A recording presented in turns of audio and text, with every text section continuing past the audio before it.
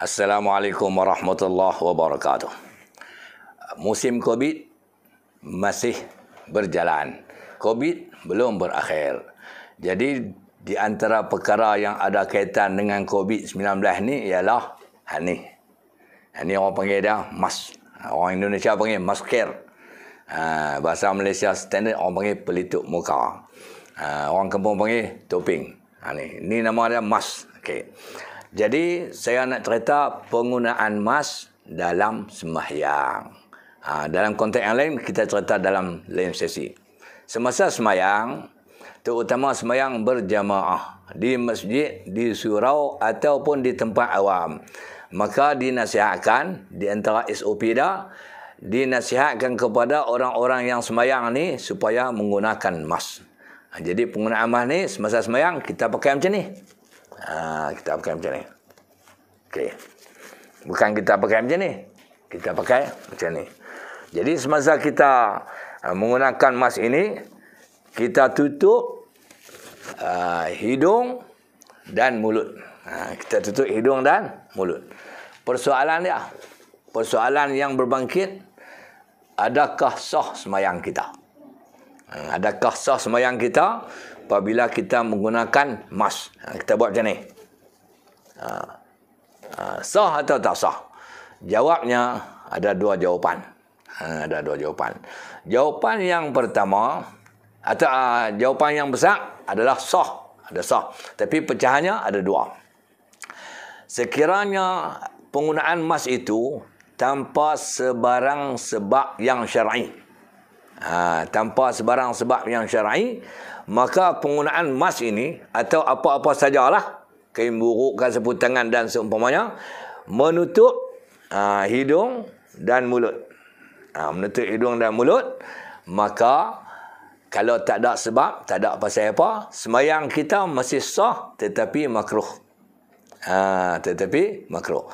Tetapi sekiranya alasannya syar'i, seperti takut berjangkit, macam COVID ni memang dia berjangkit lah. Kita takut dia berjangkit, nak menjaga lagi bersin, dia hinggap kat orang ataupun bersin orang tu hinggap mai kat kita.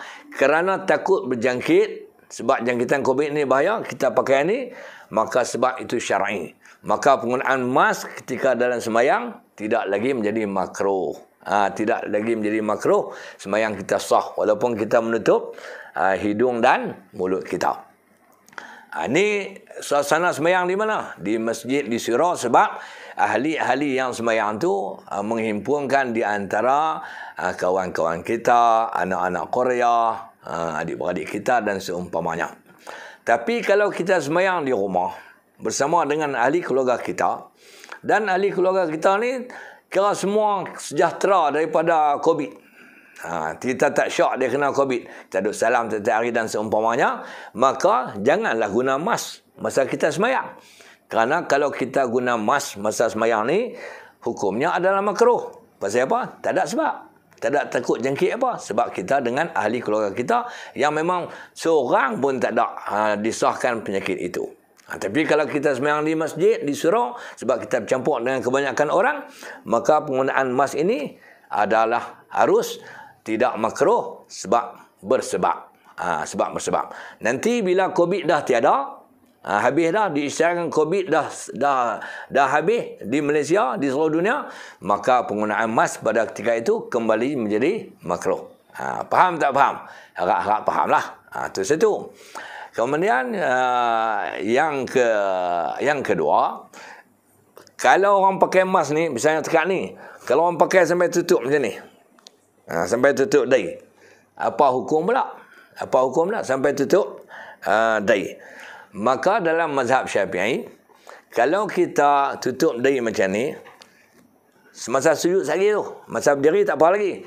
Kalau kita tutup dahi macam ni, sekiranya benda ni, mas ni, semasa kita sujud, bila kita bangkit, maka dia tertanggal. Dia tertanggal daripada dahi kita, hukum sembahyang kita masih sah. Hukum sembahyang kita masih sah. Tapi kalau kita melekat dahi macam ni, kita bangkit daripada sujud, berdiri balik, qiyam semula, dia masih ada di dahi kita, maka sembahyang kita tidak sah. Jadi dalam mazhab Syafi'i dia kata lagu tu lah.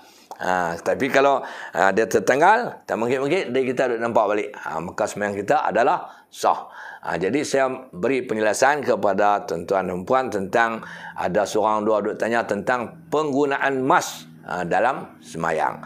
Jadi kalau kita pakai mas, sembahyang jemaah di masjid di surau, pakailah musim-musim Covid ni, dia tidak makruh. Tapi kalau tidak pasal, kita pakai sembahyang masih sah tapi makruh. Dalam rumah jangan pakai sebab memang makruh, sebab tidak ada ahli keluarga yang berjangkit. Harap-harap faham penjelasan ini. Wassalamualaikum warahmatullahi wabarakatuh.